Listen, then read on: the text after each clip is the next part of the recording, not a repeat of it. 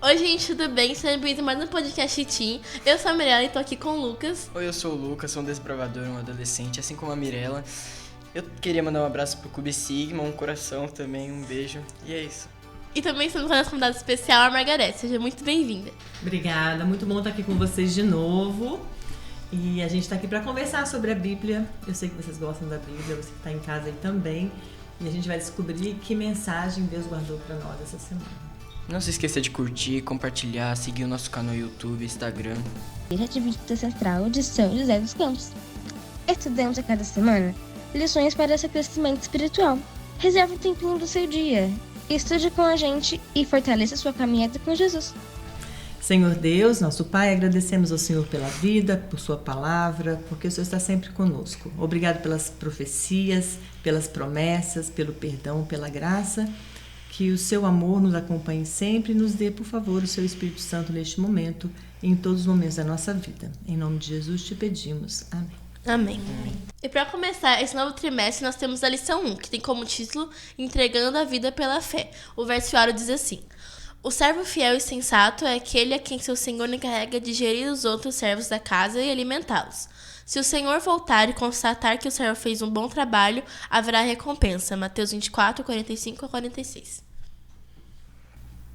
E a gente já começa pensando o que esse verso significa. Porque ele está falando que um senhor saiu, vai voltar e deixou servos para cuidarem de pessoas. Às vezes a gente acha que a salvação diz respeito ao que a gente faz pela nossa vida só, ou pelo que a gente obedece a Deus, mas vai muito além disso. Tem a ver com o amor que representa o caráter de Deus de cuidar das pessoas. Ele fala de alimentar.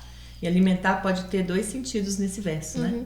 Alimentar fisicamente, cuidar mesmo da vida que cada um tem, mas também alimentar com a palavra de Deus, que é o pão, né? O pão da vida.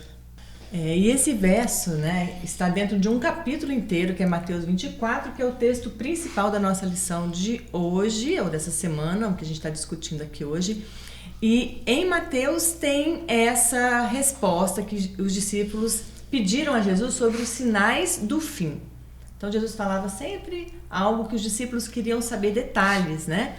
E ele deu esses detalhes. E quando ele deu esses detalhes em forma de profecia, significava dois momentos. Um momento histórico próximo deles, que seria a própria destruição de Jerusalém, que aconteceu mesmo ali, historicamente está registrado no ano 70 depois de Cristo, e também na nossa época, coisas que ainda vão acontecer no futuro antes de Jesus voltar.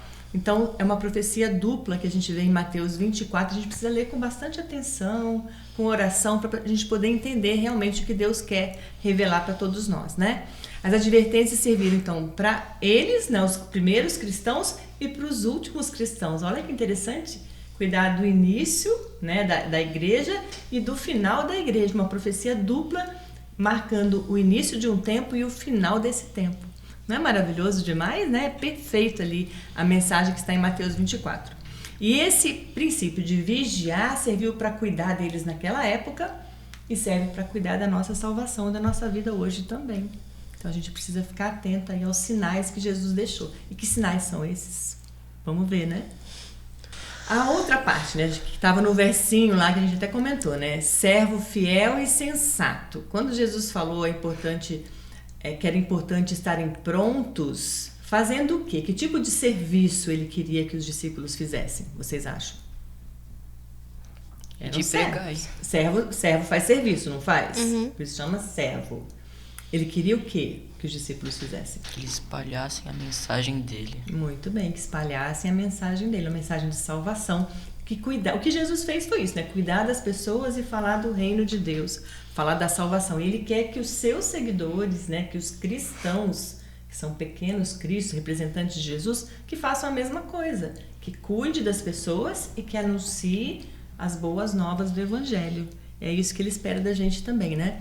E os líderes espirituais fiéis, eles são descritos como pessoas que têm os olhos voltados para as coisas de Deus. Então, o que Deus espera de nós, se somos servos, nós temos que fazer aquilo que Ele quer que a gente faça.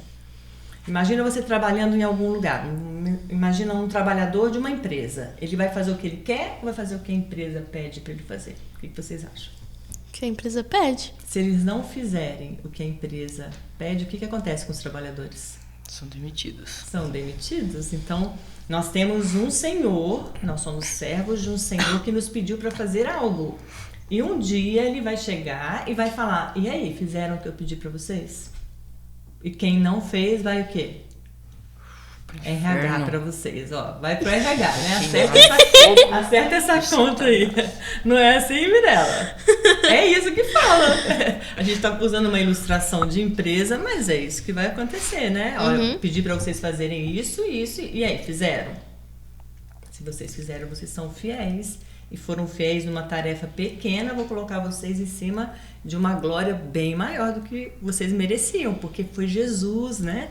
Que recebeu a recompensa no nosso lugar. Está recebendo algo que é de Deus, né? Ficar no trono de Deus, junto com Deus, e governar o universo junto com Deus. Isso aí é tarefa dele. Ele vai dar pra gente um lugar de honra, né? Mas para quem não foi fiel, é RH para eles, né? Aí vai ter aí um acerto de contas, né? A maior expectativa de vida dessas pessoas é a iminente vinda de Cristo. Então, quem é servo de Deus, os líderes, né? Vocês são líderes, nós somos líderes, né? Nós influenciamos pessoas. E quando nós estamos a serviço de Deus, a nossa perspectiva é sempre lembrarmos da vinda de Jesus. Tudo que a gente faz aqui, a gente não pode tirar o foco disso, né? Então aqui tem a perguntinha: como nós podemos evitar a distração espiritual dos dias de Noé e focar em servir ao próximo com alegria? No tempo lá de Noé, e a Bíblia fala isso aqui bem nesse capítulo, fala que lá naquela época que também ia ter uma destruição, né, ia ter ali um juízo, fizeram a arca, convidaram para as pessoas irem para a arca, e as pessoas fizeram o quê? Elas duvidaram, elas não acreditaram. Falaram que o Noé estava louco. E faziam o quê? O que elas ficaram fazendo ao invés de prestar atenção naquela tarefa de salvar o mundo? O que as outras... Não a família de Noé. Zombando. Falando mal, né? Falando que ele estava doido. Mal, rejeitando. Aí iam cuidar da vida deles, né? Diz, a Bíblia fala, né, que casavam e davam-se em casamento. Ou seja, tinham planos. Quem casa faz o quê? Forma uma família, tem planos para o futuro. Eles achavam que iam viver muito tempo ali. Mas Deus falou que o mundo ia ser destruído. Então, quando a gente tem a volta de Jesus como sendo, né, o nosso objetivo principal, não tem nada que é mais importante do que isso no nosso futuro. Nem casar, nem dar em casamento, nem estudar, nem trabalhar. Enquanto a gente espera, a gente faz isso tudo, mas isso não pode ser o que ocupa o primeiro lugar, não é? Então, aqui está dizendo distração. Distração. O que é uma distração? Coisa que te distrai. Que faz o quê? Deixa você longe, viciado. Assim. Fica viciado. Ó, vamos pensar na sala de aula, tá bom? O professor está ensinando alguma coisa. O que você precisa fazer para aprender? Prestar atenção. Prestar atenção. Aí vem uma distração. O que acontece? Você perde o foco. Perde o foco. Isso aí. Você se distraindo, você perde a atenção. Então, o que está falando aqui, ó, são situações que tiram o foco do principal. Então, aqui diz que o principal deve ser o quê? Para quem é servo de Deus? A vinda de Jesus. A gente não pode deixar nada tirar o foco principal. Então, não quer dizer que você vai parar de estudar, você vai parar de trabalhar, vai parar de fazer amigos ou planejar o futuro. Mas não pode tirar a atenção. É isso aí, simples assim, né? Como acontece na escola também. Aqui vai falar sobre o cumprimento histórico em Jerusalém, né? A primeira profecia. Quando Jesus falou dessa profecia, na verdade, eles tinham muito orgulho, né, do templo, que era algo muito rico, tanto é que eles tinham orgulho, né? Os que trabalhavam no templo tinham um orgulho tão grande que chegavam a desviar da função que o templo tinha, que era de salvar pessoas. Então eles tinham tanto orgulho que eles acabavam fazendo o contrário, machucando as pessoas, inclusive mataram Jesus, né? De tão arrogantes que eles chegavam, vaidosos que eles estavam. E aí no ano 70, como Jesus havia falado que ia ter a destruição, o que aconteceu? Foi destruído. Eles foram atacados, né? E aí Jesus falou dos sinais, falou que ia acontecer, olha, vai acontecer e vai ser destruído. E olha como Deus é bom. a gente às vezes fica com medo assim do fim do mundo. Vocês têm um pouco de medo disso? Ou não? Não, tenho. Tem? Tem um pouco Tem. também. Tem medo de perseguição? Tenho. Tem. A gente tem medo, né? Principalmente na fase assim, de adolescência, a gente fica morrendo de medo às vezes, né? E tem gente que ainda pensa assim, eu prefiro morrer do que estar vivo nessa época. E fala que vai ser difícil, né? Mas aí, Deus é tão bom, que Ele fez um sinal. Olha, quando acontecer isso, saiam da cidade. Então, quem estava com foco, quem estava prestando atenção mesmo no que Jesus tinha falado, quando viu o sinal que foi, ali está dizendo, né, que o general, ele recuou as tropas. Quando recuou, sabe o que as pessoas que não estavam com foco pensaram? Ganhamos, ninguém vai destruir nada. Mas Jesus não falou que ia destruir? Sim, Então, ia destruir. Se Jesus falou, vai acontecer. vai acontecer, né? Tá falado. E aí, quando eles recuaram, quem estava com foco realmente no que Jesus havia falado, né? Alertado, fez o quê? O que vocês acham que eles fizeram? Não. Ó, eles estavam com foco. Jesus falou, foge. Quando acontecer isso, foge, porque vai vir destruição. As pessoas que prestaram atenção, que tiveram foco. Isso, o que eles obedeceram fizeram? a Deus. Obedeceram a Deus. Nenhum cristão morreu. Todos eles se salvaram, porque fizeram exatamente o que era para ser feito. Certo, né? Não é certo? Não, fizeram o que era certo, né? O que Jesus havia orientado para fazer. Então, a mesma coisa acontece com a gente hoje. Quando a gente fala assim, vai ter perseguição, a gente tem medo? Não precisa ter medo. Por quê? Porque a gente sabe que depois da perseguição vem a Nova salvação, Jerusalém. a Nova Jerusalém. A gente não precisa ter medo. É só fazer o que Jesus orientou, continuar ali, aguardando que Ele vai trazer a salvação pra gente, né? Isso é maravilhoso demais. Ó, os cristãos escaparam da destruição porque ficaram ligados nos sinais. Na nossa vida hoje, aí tem a ver um pouco com distrações, né? Quais sinais mostram que a gente precisa cair fora de uma situação ou ambiente perigoso? Hoje, quando você sente assim, isso aqui pode fazer mal para minha vida espiritual, pode tirar o meu foco. Tem alguma coisa assim que a gente fica, talvez com sinal de alerta, assim, isso aqui é perigoso.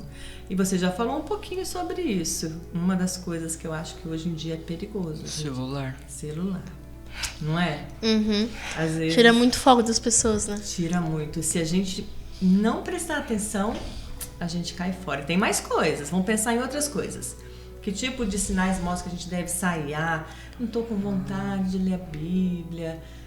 Pode perceber, não deu vontade de ler a Bíblia, não deu vontade de orar. Alguma coisa você está fazendo que está te deixando desanimado. Aí o que a gente faz? Ora e abandona aquilo. Tem muita coisa que é perigosa, né, pra gente fazer. A gente não percebe. Quando a gente vê, já tá longe demais e fica difícil voltar às vezes, né? Mas voltar é sempre o melhor caminho, gente. Jesus está sempre lá, esperando a gente. Não sei se vocês querem explorar um pouquinho mais isso. Vamos passar pra frente, né? A fé provada pelo fogo. Os primeiros cristãos, eles enfrentaram perseguição sob o governo do imperador romano Nero. Nossa, eles faziam muitas torturas. Já ouviram falar de Nero? O que Nero fez, que vocês lembram, assim? Tem alguma coisa? Uma coisa bem famosa? Um negócio de Paulo lá, né? Ele pôs fogo em Roma. E sabe o que ele fez? Colocou a culpa nos cristãos. E aí as pessoas ficaram com raiva dos cristãos. Eles também faziam o quê? Ele, né? Ele era o imperador da época, mas eles pegavam os cristãos, prendiam, falando mentiras, né, sobre eles, como foi o caso de Paulo, né? Foi preso, igual Jesus também, falaram mentiras, né, para poder prender alguém que, na verdade, não é culpado. E eles jogavam para os leões devorarem enquanto o povo todo ficava assistindo. Vocês já ouviram falar do Coliseu em Roma? O que acontecia lá? Então, eu não sei. Os leões? Espetáculos. E um dos espetáculos era esse. Era de jogar cristãos para as feras comerem. Então, eles foram perseguidos, foram mortos, para eles adorarem a Deus. Hoje a gente vem numa igreja bonita, né? A igreja de vocês aqui, a nossa igreja é linda. A gente vem... Já estou ouvindo um piano tocando aqui, vem, louva a Deus. Naquela época eles tinham que se esconder para adorar a Deus. E onde eles se escondiam? Eles se escondiam embaixo da terra, onde ficavam as sepulturas. Isso é terrível, né? Ter que se esconder para adorar a Deus. Mas mesmo assim, a fé deles foi provada pelo fogo. Ou seja, mesmo em perseguição, eles não desistiram da fé. Isso aí é foco, né? Vamos seguindo, apesar de estar difícil. Vamos lá, então, diante de situações terríveis, eles preferiram aceitar o martírio, abandonar suas crenças. Pessoas foram mortas, vocês lembram algum jeito que as pessoas eram mortas? Crucificadas. Que outro jeito vocês já lembram, assim? Apedrejados. Está registrado na Bíblia. Foi isso que a gente falou agora, pelos leões, né? Pelas feras. Pelas feras. Queimados vivos em fogueiras. Isso aí, há muitos anos isso aconteceu. Então, decapitado. Paulo foi decapitado, né? Colocava a cabeça num tronco, assim, de madeira e descia ali a faca, né? O facão, não sei como é que eles usavam lá para cortar. Agora, a pessoa estava, não é com anestesia, não. A pessoa estava ali com todos as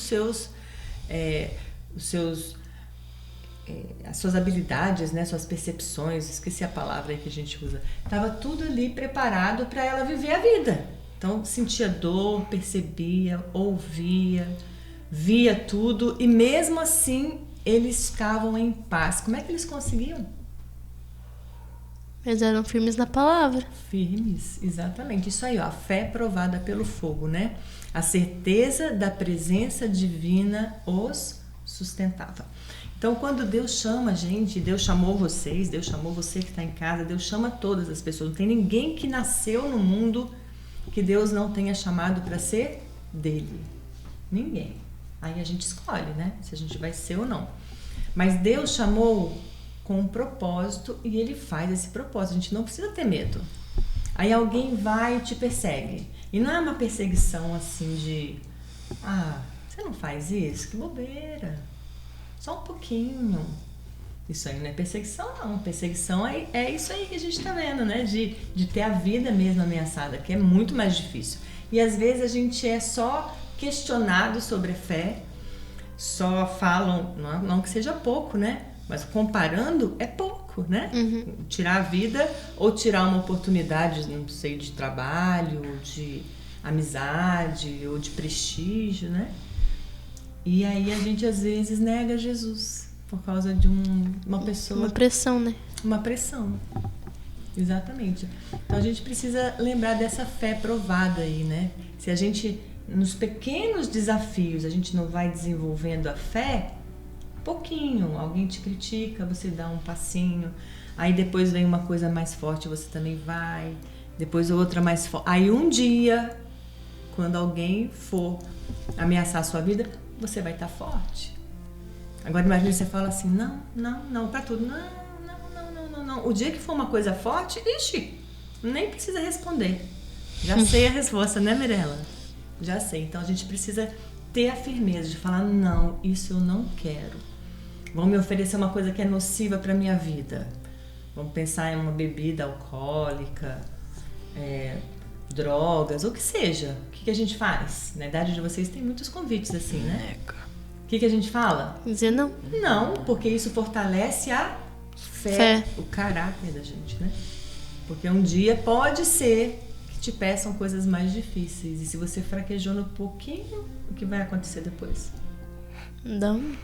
Você vai pecar. Já vai pecar, né, Lucas? Já vai desistir do foco. Então, por isso que é tão importante a gente estar com a palavra, estudando a lição, né? Podem nos atormentar, podem nos condenar, podem nos esmagar. O sangue dos cristãos são semente. O que a semente faz? Ela germina. Germina, cresce. Germina, e quantas sementes elas produzem depois? Imagina uma semente de maçã. Você planta uma semente de maçã, nasce uma árvore de maçã. Quantas maçãs vão nascer dessa árvore? Muitas. Muitas. E dentro delas, quantas sementes tem? Tem 2, né? 2? Acho que 4. é mais. Será que é mais? É Ai, 4? Eu contei, mas é mais, eu acho que é bastante, né? É mais do que uma. Uhum. Então, isso aqui está dizendo exatamente isso. Quando os cristãos morriam, quanto mais eles morriam, mais pessoas se convertiam ao cristianismo, mais pessoas aceitavam Jesus. Não é um É isso. milagre? É um milagre, né? E aí já tá no encerramento. Olha só como a gente foi rápido, né? Vamos lá, raízes firmes. Já que a gente falou de semente, vamos falar de raiz, né? Raiz firme. Vamos comparar a nossa vida com raiz. Lê aí pra gente, então, você, Mirella. Raízes firmes. Uma crença superficial não resiste a crises espirituais. É necessário ter convicções profundamente enraizadas para enfrentar as provações. Muito bem. Convicção. Uma convicção, uma certeza, né? Uhum. Quando a gente tem certeza de alguma coisa, tiram aquilo da cabeça da gente? Não. Porque às vezes a gente até teima com o adulto, né? Porque o adulto fala uma coisa, a gente vai lá, a gente pode estar até errado na convicção da gente, mas a gente vai insiste naquilo até o fim, não é? Uhum. Agora, na Bíblia, se a gente estiver firme na palavra, a gente souber bastante do que Deus quer para nossa vida, a nossa convicção vai ser tão profunda como essas raízes firmes que pode vir o vendaval que for, que não vai tirar a gente do prumo. A gente vai estar ali firme, né? A gente mora numa cidade aqui que de vez em quando caem umas árvores, não é assim? Quando chove. Chove muito, cai. Cai árvore. E às vezes é uma árvore grande, mas por que ela caiu? A gente olha, o tamanho tá enorme. O que faltou? Força. Ali tá firme no chão, né? O chão ali tá meio fraquinho. Então, nós somos assim também. Às vezes a gente olha, nossa, tá vindo pra igreja, olha lá como ele tá no clube dos bravadores, ele tá comendo tudo bonitinho. Mas se não tiver a raiz firme na palavra, quando vier a crise, vai derrubar. Então é isso que tá falando. As raízes firmes têm a ver com o que você faz. Fica escondida a raiz, não fica? Ninguém sabe como tá a sua raiz. Mirella não sabe como tá a minha, eu não sei como tá a do Lucas não sabe da Mirella. A gente não sabe como tá a vida do outro espiritualmente. Mas você sabe? Aí olha, nossa, tá tão bonito, olha como ele tá lindo. E às vezes não tá. Às vezes tá faltando a raiz firme, né? Então a gente precisa cuidar das nossas raízes, que é a parte que ninguém vê, só a gente e Deus, né? Nós dois que vamos ver isso. E o conhecimento. Lucas, você prefere ler do lado de cá? É mais fácil? Prefiro. Então eu vou ler conhecimento. Estudar o que Deus revelou em sua palavra é vital para não sermos enganados pelas astúcias modernas. Hoje em dia tem muitas correntes de pensamento. Vocês sabiam disso, né? A gente pode ser o que a gente quiser, acreditar no que quiser. Uma pessoa pensando numa teoria mais louca, ela vai ter gente que acredita nela. Se a gente não souber muito da palavra de Deus, a gente vai acreditar nas mentiras de Satanás, né? E até fala aqui nesse capítulo, vocês vão ler em casa com certeza, né? Depois no estudo que vocês fizerem, Mateus 24 fala exatamente também sobre como que as pessoas vão ser enganadas por Satanás, falando, Jesus está aqui, Jesus está ali, é desse jeito, é daquele. Então quem não tem conhecimento vai acreditar em mentiras. Olha que coisa séria. Então, o teste de fé atual exige defender a verdade e estabelecer um relacionamento pessoal, real e duradouro com Deus. Muito bem, então autoavaliação significa o quê? Lá na prova que vocês fazem não é uma autoavaliação, né? O professor avalia e ele corrige, não é assim? Sim. E quando é uma autoavaliação, já fizeram autoavaliação? Como é que é? Você se autoavalia. Tem que se avaliar. Você mesmo vê como você está em relação àquele conhecimento. Então, parece com a raiz que eu falei com vocês, né? A autoavaliação é você pensar como que a sua fé está para defender a verdade através desse relacionamento pessoal, real e duradouro com Deus que só você sabe. Só você sabe. Ninguém conhece o coração de ninguém, né? Só Deus e nós mesmos. E eu trouxe aqui, nossa vida reflete o padrão de Cristo ou se estamos cedendo silenciosamente à oposição e ao padrão do mundo? É uma pergunta, né? A nossa vida, ela está refletindo o que Deus quer para a nossa vida? Sermos servos dele, fiéis. Vamos lembrar lá do primeiro verso. Vocês lembram do primeiro verso? Fala que enquanto o Senhor não vem, o que o servo tem que fazer? Cuidar dos Banho. Alimentar os outros servos, né? Sim. Que tem o duplo sentido de você cuidar das pessoas fisicamente. Então, se tem alguém que está sofrendo, eu preciso cuidar, né? Não sou eu, o que eu tenho com ele? Você tem, porque Deus falou que você precisa cuidar dos servos dele, né? E a outra é o alimento espiritual, porque o alimento espiritual é que faz a gente saber como a gente deve agir diante das coisas que vão acontecer, né? Da salvação. Então, e o padrão do mundo? O padrão do mundo é contrário a Deus. E não dá para seguir a dois senhores, né? A Bíblia fala isso. E aí eu trouxe aqui algumas reflexões, né? Quando a gente fala, no comecinho eu falei com vocês sobre o medo, né? O medo serve para quê? Vocês sabem para que serve o medo? Por que a gente sente medo? É bom sentir medo? Não. Não. Não? Vocês já viram um bebezinho que não conhece o perigo? Já viram? Já. Um bebezinho bem pequenininho? Sim. Se você colocar um bebezinho na rua aqui, ó, o que ele vai fazer? Não vai ter medo. Ele vai entrar na frente de ônibus, ele vai no meio do asfalto, não é assim? Daí explorar, né? Ele vai explorar, ele não tem medo. Então, Uma coisa nova pra ele. O medo é algo que é bom, na medida certa, porque ele nos protege. Então, quando a gente ouve uma profecia e a gente tem medo, se for um medo saudável, é bom, porque a gente vai se preparar. Como é que a gente vai se preparar? Eu não quero morrer, eu não quero perder a salvação. Então eu vou fazer escolhas que vão garantir que eu tenha a salvação. Se eu não tiver medo, eu não vou fazer nada. E se eu tiver medo demais, o que eu vou fazer? Ficar parado. Vai ficar parado. Parar. Você vai sair do lugar. Não vai sair do lugar, vai fugir, vai evitar. Ah, nem quero saber de Deus. Nem me fala desse assunto. Mas não importa fugir. Se Deus falou que vai acontecer, Vai acontecer. Então eles não queriam que Jerusalém fosse destruída, né? Uhum. Mas ela foi destruída? Foi. Foi. E aí a gente lê lá no livro, né, que vocês vão ler também lá os capítulos 1 e 2 que se referem a essa passagem. E eu sempre li isso em outras versões, né, lá de Ellen White.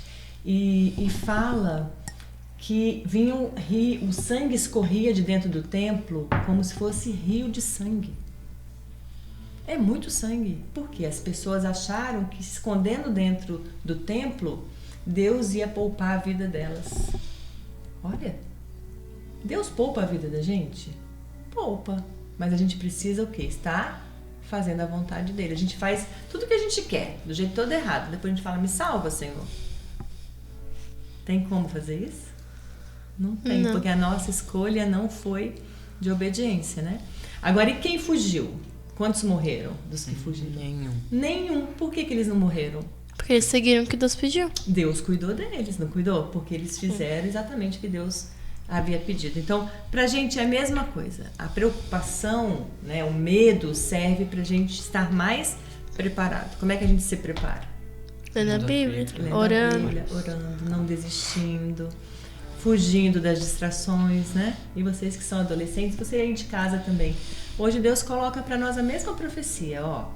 Os primeiros cristãos viveram essa experiência e terá uma experiência no futuro para vocês também. Se preparem, fiquem atentos aos sinais, né? E os sinais são claros. Tá lá na Bíblia, vocês vão estudar a lição de vocês, vão saber tudinho e vão ficar preparados. Que Deus abençoe vocês, viu? Amém. Amém. É isso, gente. Chegamos a mais um fim de um podcast. Muito obrigada por assistir até aqui. E mais uma vez, obrigada, Margareth, por participar com a gente. Eu que agradeço, gostei muito de estar aqui com vocês. O tema é bom e eu estou ansiosa para que Jesus volte logo. Seja o que for acontecer, eu quero estar esperando Jesus, né? E vocês também, eu imagino que vocês de casa também. Não se esqueça de curtir, compartilhar e seguir o nosso canal YouTube e Instagram. Tchau! Tchau!